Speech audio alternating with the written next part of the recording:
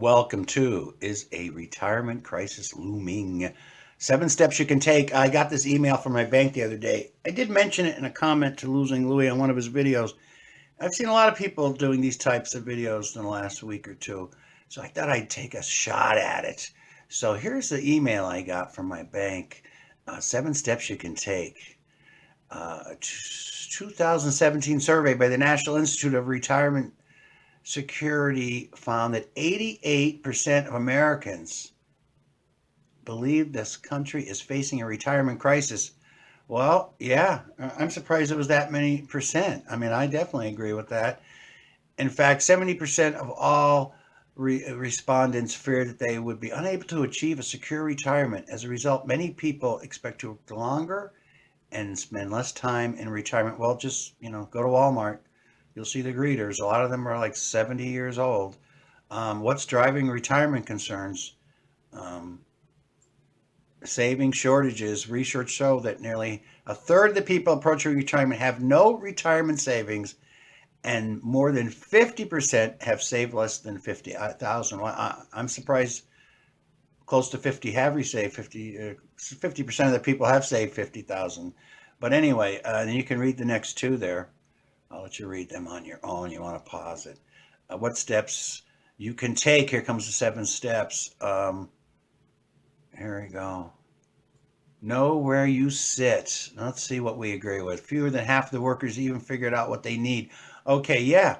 Definitely, you want to know where you sit. You don't want to wait till you're 2, 3 years from retirement and start trying to figure it out. I've been trying to figure it out for the last couple of years, and I still have 4 or 5 years left at least.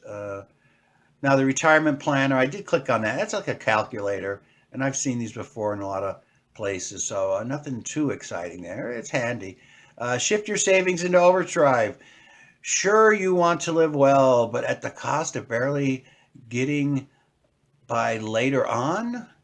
Um, Fortunately, the caps on contributions, okay, they talk about the caps.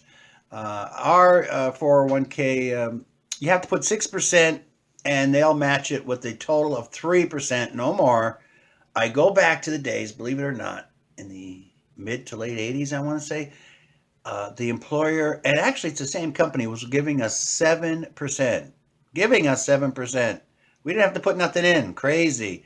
And then that all changed. And that shows you how quick things can change. From here, 7%, have fun. We're putting in your retirement. And you could put money in too. I mean, those times it was putting 10% in to, well, there you have it.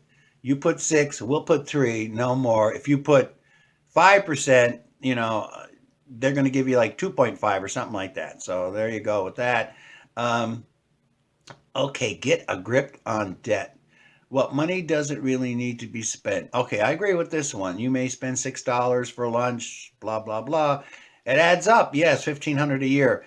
Yeah, I work with a lot of people, and some of them are younger, and like every night they're going to get a $10 hoagie, with fries and this and that. Crazy. I mean, I will bring my own coffee to work. We have a nice grinder. We make coffee every day, and for a fraction, bring a big thermal mug container, whatever you call them, and yeah, it lasts me almost a whole shift. And we get free coffee where we work anyway. Yes, we have a coffee machine. They provide free coffee. So why would I ever go and spend $4 or $5 for a coffee while I'm at work? Um, Set aside a windfall. If you get a raise bonus, pretend it never happened. Well, good idea. I like that one too. That's a pretty good one. But then it says, and bank that money. Well, I don't necessarily would want to put it all in the bank. I could put a small portion. I don't have 100% trust in banks anymore. But yeah, I would put it to good use. I wouldn't just go out and buy some frivolous things with it. Maybe something you really truly needed, but still, I would put some aside. I wouldn't spend it all. Confirm your investments at the right price. Um, you don't want to overmanage your accounts, but you just don't want them to sit around. I agree with that one. Yes, don't just let your investments, like, you invest in something, an annuity, whatever you're investing in, and just forget about it. No, you want to keep an eye on it. And I like paper statements. I'm old school. Yes, I could look things up on the computer and see how they're doing. I still like to be reminded because you'll forget. If you get a paper statement every 3 months, yeah, you're not going to forget. You're going to open it up. So, some of the new age people, they don't want any paper. They want no mail. But I'm sorry, I disagree. Time your Social Security carefully. Become eligible to claim benefits at 62. Yes, you can go out at 62. I believe it's 70 or 75% you get. But a lot of people don't realize it does creep up, like, 63, 64. You don't have to just retire at 62 or 66 or 70. It will creep up, and there's a way to keep track of that on a Social Security website, I believe. Now, I'm not trying to give any investment advice here. I'm no expert, but everyone's different. If you can retire at 63 and a half, fine, go for it, because we only live so long. You want to have a little bit of fun in retirement. You just don't want to retire and, let's just say, die in 2 years. Okay, I hate to say it that way, but I will. Oh, and, another thing too with the windfall. I'll get back to that one. Yeah. If you get a windfall, you know what you do. If you got any debt, pay it off. Yes, you don't want to pay off all your credit cards. You want to pay off any bills, because really, the last few years we've gotten rid of some bills. Uh, Renegotiate your bills. The hand model just wonderfully did a great job on our internet, and we had a phone, we had a landline, but we're able to keep we do not now have a landline, but we kept our old number, which is great, because I used my landline number to give to everybody, and we're able to keep our number. The bill went from $66, I believe, for the landline and the internet. Now it is 30. Wow, that was pretty good. $30. That's a big savings. Add that money up at the end of the year. Okay, so yes, you want to renegotiate anything you can think of, whether it's your insurance. Call your insurance agent. Figure out, maybe there's something on your policy. Read them good. There might be something you don't need.